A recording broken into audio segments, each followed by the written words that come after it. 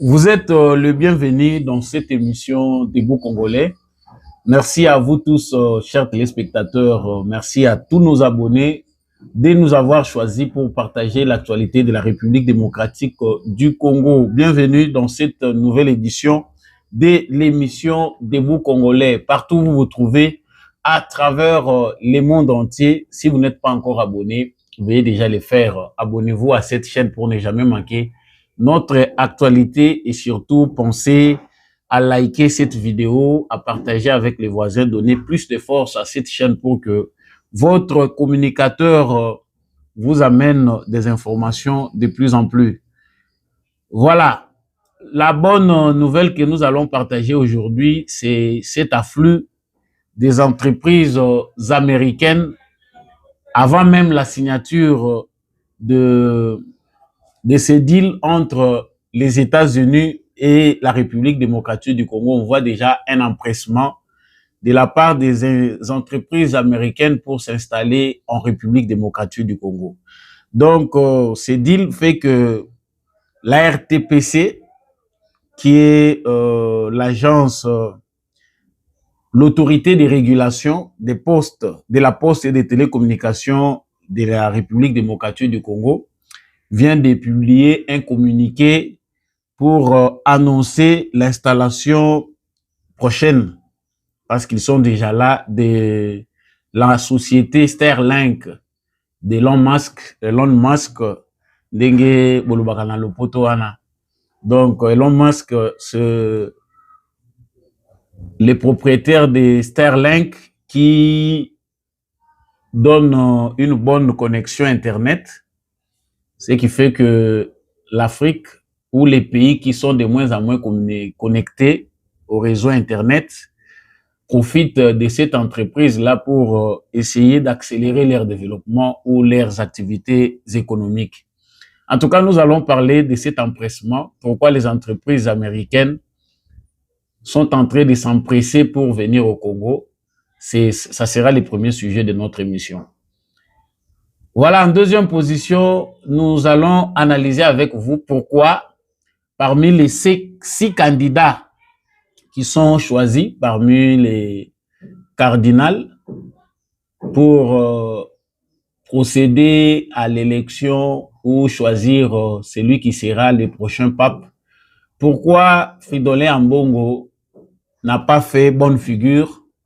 Je vais vous proposer dans cette émission une analyse qui a été faite par un analyste qui n'est pas congolais. Nous allons aussi nous attarder dessus pour savoir quels sont les critères et pourquoi la candidature, bon, on ne peut pas dire dans ce sens-là, mais pourquoi Fridolin Ambongo n'a pas été aligné. Nous le saurons dans cette émission et savoir qu'est-ce qu'il faut, qui doit être fait entre l'Église et l'État pour qu'il n'y ait pas des ingérences qui font que des évêques font la politique à la place de s'occuper des affaires religieuses. Voilà les deux grands sujets que nous allons aborder avec vous. Dans le cadre de cette émission, je vous dis encore une fois de plus, un grand merci de nous avoir choisis. Partagez déjà la vidéo avec le voisin, likez si vous n'avez pas encore liké et surtout, n'oubliez pas de vous abonner. Dites-nous en commentaire, vous nous suivez à partir de quel pays dans le monde, vous nous suivez à partir d'où en République démocratique du Congo, vous pouvez mettre vos provinces. Vous êtes en dehors du pays, dites-nous ce que vous en pensez. Vous pouvez aussi mentionner le pays. Ça nous fait du bien de savoir que nos vidéos font les tours du monde. Voilà, je reviens à l'actualité comme annoncé si haut. Premièrement, c'est une très bonne nouvelle, même pour moi aussi, tout en sachant que nous sommes très surexploités. Nous sommes surexploités par les entreprises des télécommunications ou des téléphonies mobiles aujourd'hui qui nous servent la connexion Internet. C'est une surexploitation. Je ne sais pas s'il y a un pays en Afrique qui est surexploité dans les commerces ou les activités économiques qui tournent autour des télécommunications. Il y a une mafia dessus. Mais la bonne nouvelle est que il y a de plus en plus un afflux des entreprises américaines qui sont de plus en plus intéressées à venir au Congo. Et Comme nous l'avons vu l'autre fois, il s'agissait des mines. On a vu Jeff Bezos et l'autre milliardaires américains qui sont intéressés des mines de lithium. Il ne s'agit pas que d'eux, il y a aussi d'autres entreprises qui sont aussi en train de procéder pour contacter le gouvernement de la République démocratique du Congo, savoir ce qui doit être fait. Les autres bonnes nouvelles, c'est que le gouvernement américain est prêt, dans une démarche de 5 ans, à déverser jusqu'à 500 milliards de dollars américains en République démocratique du Congo. La raison pour laquelle il y a une forte pression faite sur l'administration Tshisekedi pour essayer de donner un coup de balai, essayer d'assainir l'administration et l'environnement des affaires, les climats des affaires en République démocratique du Congo. Donc, les Américains veulent mettre leur argent, mais ils veulent aussi s'assurer que l'argent, les investissements des privés ne soient pas mis dans des conditions d'insécurité, que ce soit par les bruits des armes de l'autre côté, mais que ce soit pas aussi par la corruption. L'administration congolaise est très mal réputée, les institutions aussi. On parle qu'il y a trop de corruption au Congo. Et la sincérité de Tshisekedi a fait qu'il a dit clairement aux Américains qu'il se bat, qu'il a besoin d'un appui pour que cette histoire-là de corruption, cette histoire-là qui ternit l'image de l'administration congolaise soit balayée. Et les Américains, à travers leur structure d'appui, les experts, lui ont rassuré qu'ils peuvent lui accompagner avec la demande expresse du gouvernement congolais. Donc, vous verrez que dans les jours qui vont venir, il y aura beaucoup trop des Américains, des structures américaines qui vont travailler en collaboration avec le gouvernement de la République démocratique du Congo. Mais outre l'empressement de ces entreprises qui viennent au Congo, il y a maintenant cette entreprise, comme je l'ai dit dans les sommaires de cette émission, la société Starlink DRC, c'est une filiale congolaise de l'opérateur satellitaire américain Elon Musk, qui a officiellement obtenu une licence des réseaux et des services de télécommunications en République démocratique du Congo. Les discussions avaient commencé depuis longtemps et là, ils sont maintenant d'accord. La société Starlink de Elon Musk va bientôt maintenant commencer par installer leur filiale en République démocratique du Congo. Nous ne sommes pas, le Congo n'est pas le premier pays qui reçoit cette entreprise. Beaucoup de pays africains sollicitent aussi que Starlink s'installe dans leur pays parce que le besoin est pressant en matière de connectivité ou la connexion Internet. Vous voyez, avec la connexion Internet, la vie actuellement, les commerces, les affaires sont un peu plus faciles. À l'ère d'Internet, il n'est pas possible de travailler sans Internet. Et surtout nous ici qui vous communiquons de temps en temps, nous sommes obligés d'avoir une connexion fluide.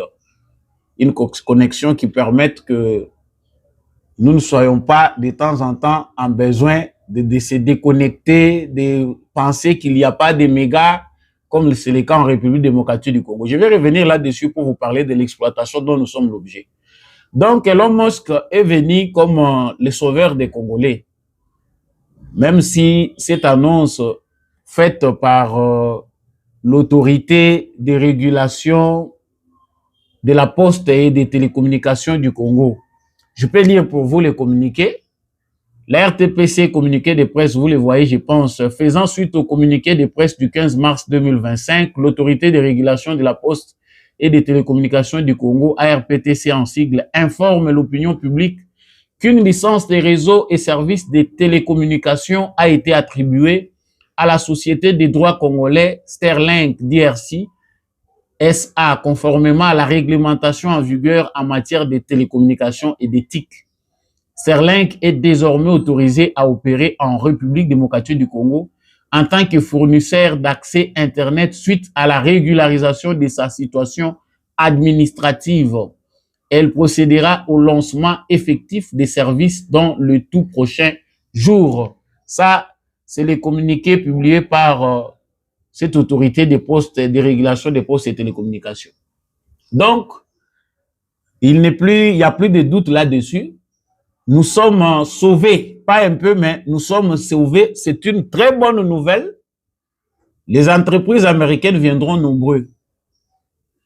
Il y aura vraiment des entreprises qui vont venir en République démocratique du Congo. Il y a des ceux-là qui ne se réjouissent pas de cette nouvelle. Il y a des gens qui pensent que Tshisekedi doit échouer. Les investisseurs ne doivent pas venir au Congo, comme ça ils auront raison sur Tshisekedi. C'est pas un esprit républicain, ce n'est pas une pensée des patriotes. Nous, Congolais, qui savons que le chômage est au zénith en République démocratique du Congo, nous saluons vraiment cette venue et surtout la diplomatie de Tshisekedi qui a attiré ces Américains qui de plus en plus viennent au Congo. La différence entre les Américains et les autres ici, les Chinois, c'est que c'est vrai que ce sont tous des prédateurs. Lorsque les gens sont puissants, les puissants dominent toujours sur les faibles. Mais les Américains sont un peu différents des autres, même s'ils vous exploitent, il y a quand même une certaine humanité. Lorsqu'on est à côté des gens, on engage. C'est des emplois qui seront créés en République démocratique du Congo. C'est très important de mentionner là-dessus que Félix Tshisekedi est coriace et le fait d'avoir attiré ces entreprises américaines est une bonne démarche. Et nous insistons sur l'administration. Le mal congolais, c'est que penser que Tshisekedi doit attirer les investisseurs, il mène sa diplomatie. Il y a longtemps, on disait Tshisekedi trop de voyages, il veut voyager de temps en temps. Tshisekedi, c'est un président voyageur, il ne fait rien, pourquoi il n'est pas au pays? Mais quand il y a des résultats positifs, on ne voit pas ces gens-là qui critiquent s'attarder sur les sujets pour nous montrer que voilà, ça c'est un apport, c'est quelque chose de bon. Donc, attendons-nous à des bonnes nouvelles jusqu'à la fin de l'année 2025 et commencer l'année 2026. En tout cas, ces deals entre les États-Unis d'Amérique et la République démocratique du Congo va produire des bons résultats. Nous restons positifs et savons que même s'il y a des gens qui essayent de mettre des bâtons dans les roues pour que ceci ne marche pas, il est positif que ça va marcher. Mais par rapport à l'implantation de cette société, nous nous posons des questions.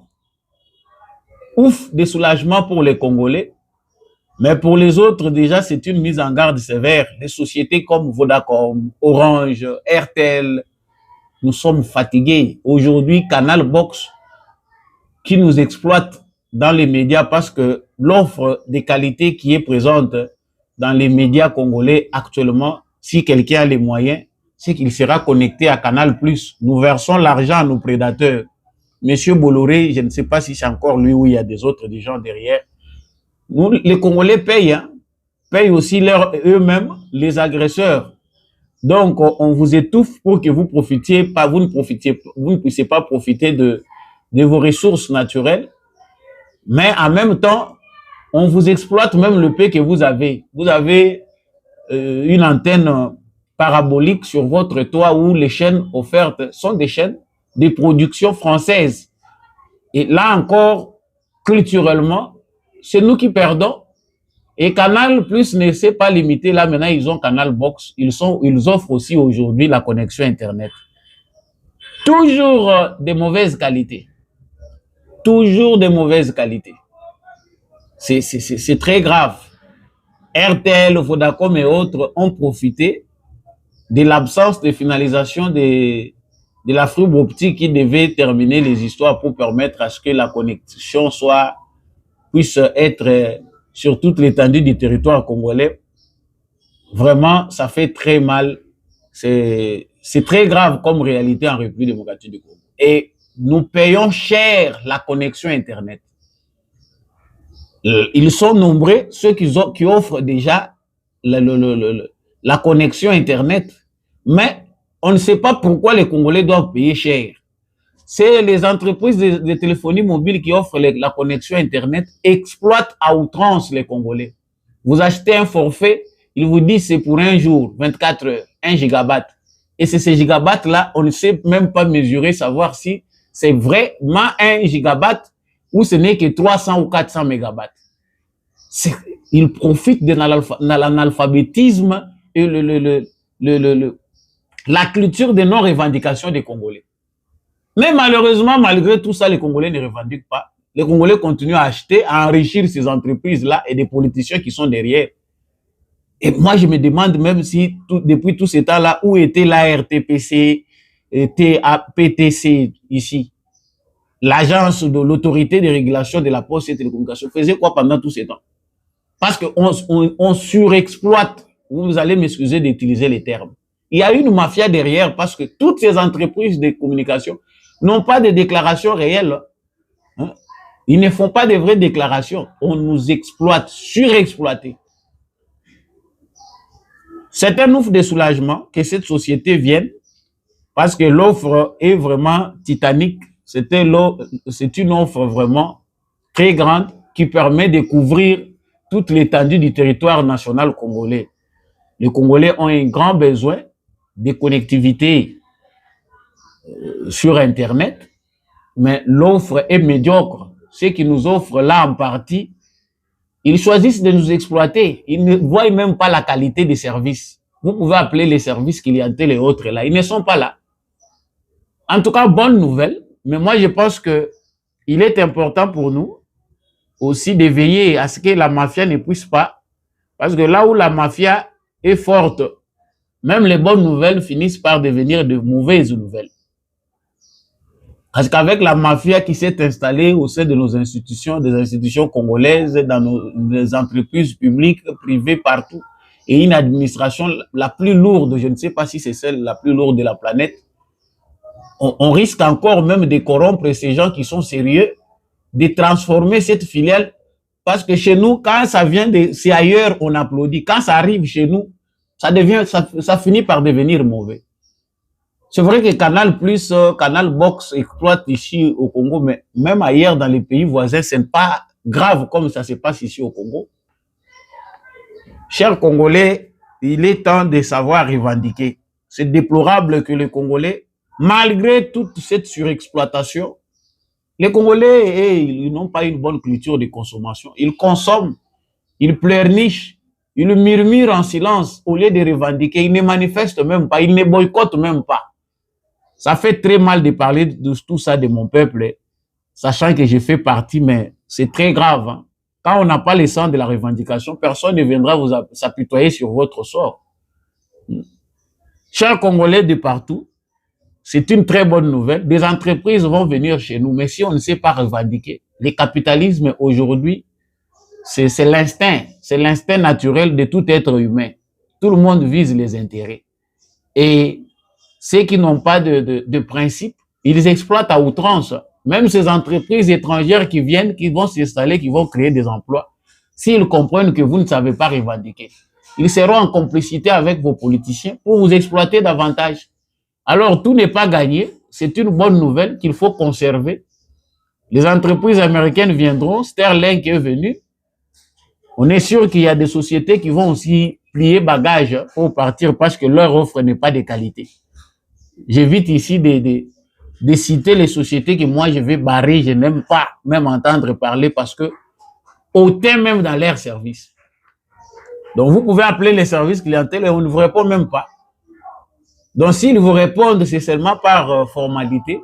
Sachez que personne ne viendra voir votre situation.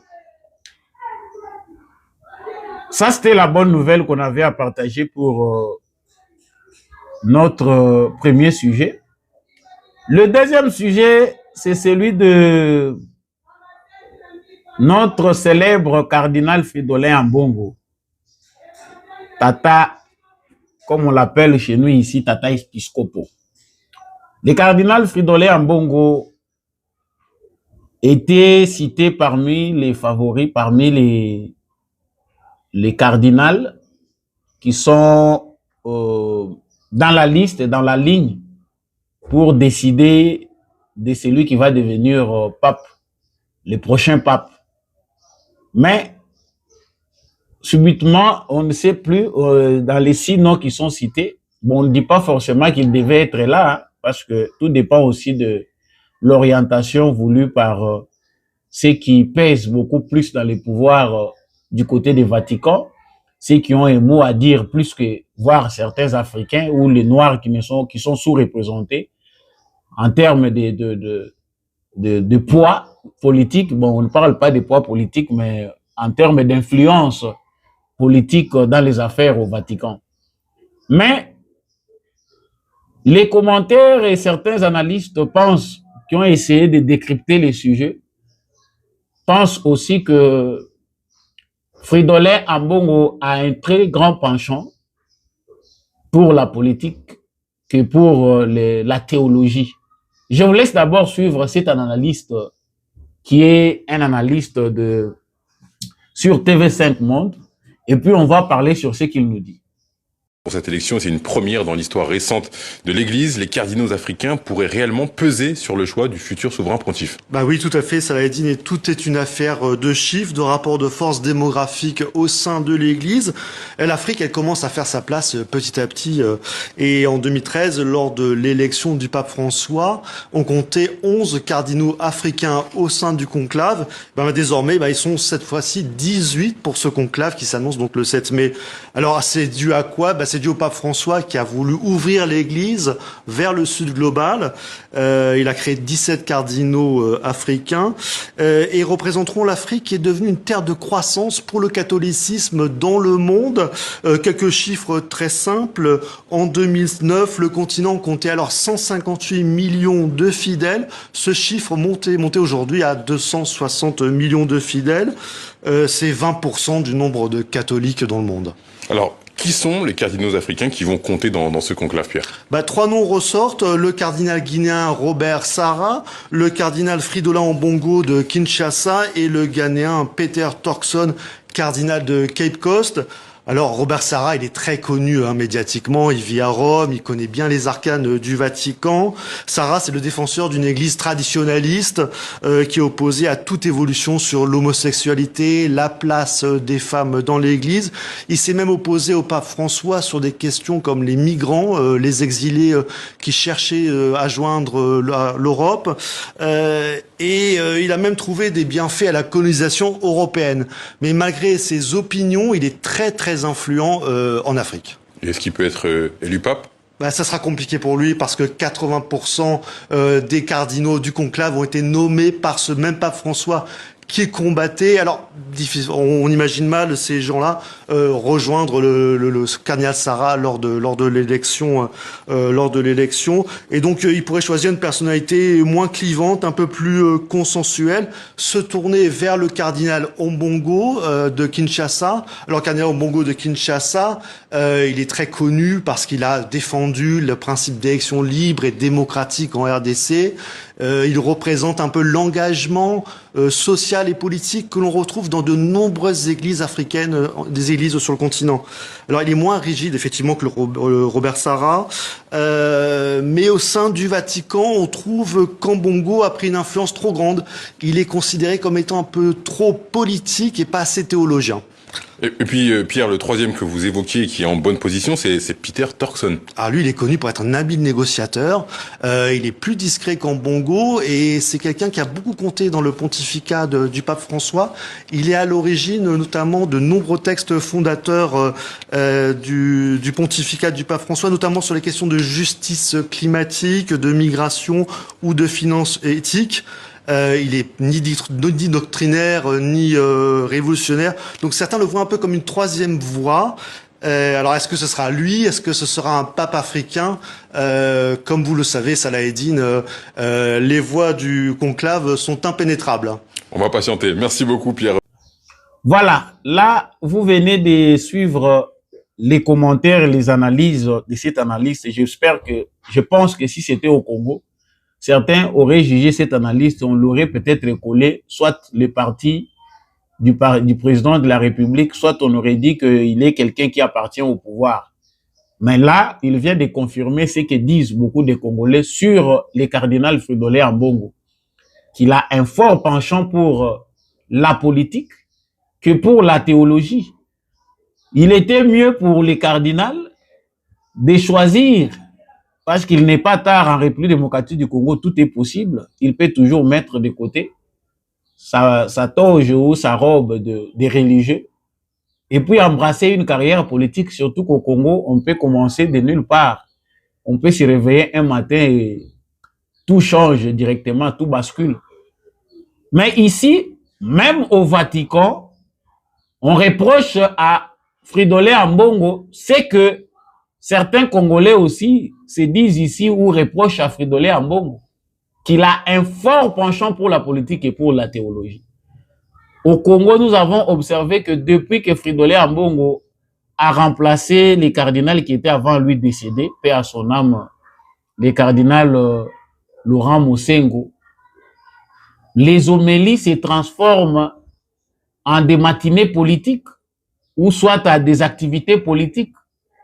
Donc, chaque fois qu'il y a des grands sujets, les prédications, les homélies, là où se trouvent les cardinals, ressemblent à des activités ou des prises de position politiques. Ça, ce n'est pas seulement au Congo et tout le monde le comprend déjà. Moi, je pense que si j'avais analysé comme le monsieur que vous venez de suivre, cet analyste que vous venez de suivre, peut-être que les gens vont s'acharner pour dire que voilà pourquoi vous dites ça du cardinal. Il n'est pas théologien en pratique. Il a appris la théologie, mais il ne pratique pas beaucoup plus la théologie. Il est beaucoup plus politique. Et ça, les Vatican le sait. Voilà pourquoi il est très critiqué et voire mis de côté. Donc, le cardinal Fridolin Ambongo s'est mis de côté lui-même par rapport à son penchant élevé pour la politique. Et c'est ce qui reproche même la plupart des Congolais, comme je venais de le dire. Il est aussi important que les évêques catholiques puissent capitaliser sur ces manques à gagner qui viennent de se manifester. La République démocratique du Congo est l'un des pays africains qui a le plus grand nombre de fidèles catholiques. Si le Congo pourrait aujourd'hui avoir un cardinal qui est mieux positionné au Vatican ou qui peut devenir un jour pape, ça serait une bonne chose. C'est aussi un positionnement stratégique pour la République démocratique du Congo. Mais les goûts des évêques, les goûts de certains prêtres catholiques pour la politique fait que cet avantage qui pouvait bénéficier à toute la République soit aujourd'hui, soit perdu. Donc, les Congolais doivent réfléchir, les gouvernements congolais aussi, du rôle que doit jouer l'Église catholique, qui est une église comme toutes les autres églises de la République démocratique du Congo. Est-ce que l'Église joue bien son rôle comme étant église au milieu du village? Est-ce que la voix qui devait être entendue comme une voix de la société civile l'est entendue de cette manière où c'est devenu une voix politique? Est-ce que l'Église aujourd'hui est une Église qui répond à ses objectifs traditionnels ou c'est devenu l'instrument de quelques individus pour satisfaire leurs propres égos? En tout cas, on pense que c'est aussi l'occasion pour l'Église catholique du Congo de réfléchir, de faire des conférences sur cette situation pour rappeler les évêques, le prêtre, et voire même les autres fidèles catholiques à l'ordre. Il n'est pas interdit de participer aux activités politiques ou participer en termes d'opinion. Mais il n'est pas normal que les évêques soient beaucoup plus préoccupés, un cardinal soit beaucoup plus préoccupé par les affaires politiques du pays que le travail qui est son travail, celui de prêtre les brebis, qui est de prêcher l'évangile. C'est ce qui est déplorable pour le cardinal Fridolin Ambongo. Donc, cette analyse nous situe bien et permet à toute l'Église catholique de tirer une bonne conclusion à la fois. Mais comme on pense du reste, attendons de voir si toute cette médiation autour des éventuels cardinals noirs pas des éventuels, mais autour de cardinals noirs qui peuvent devenir papes, n'est-ce pas une poudre aux yeux des Africains pour juste montrer que les Africains étaient aussi placés, ils étaient aussi dans la course, mais n'ont pas pu tenir parce qu'il y a eu plus meilleur qu'eux. En tout cas, toutefois, la vérité n'est pas celle présentée par l'Occident et les bonnes analyses ne sont pas celles qui nous sont présentées par les médias internationaux ou les médias français et autres. La réalité ou la vérité peut aussi venir de nous-mêmes Africains pour nous positionner par rapport à la réalité. Donc, je vous remercie, vous tous qui avez choisi de suivre cet élément ou cette édition d'analyse et décryptage de l'actualité en République démocratique du Congo. Si vous avez apprécié nos analyses, mes analyses, abonnez-vous si vous n'êtes pas encore abonné à cette chaîne. Likez cette vidéo, partagez avec le voisin ou la voisine. Dites-nous ce que vous en pensez dans les commentaires. Je vous dis au revoir. Retrouvons-nous prochainement avec une nouvelle émission.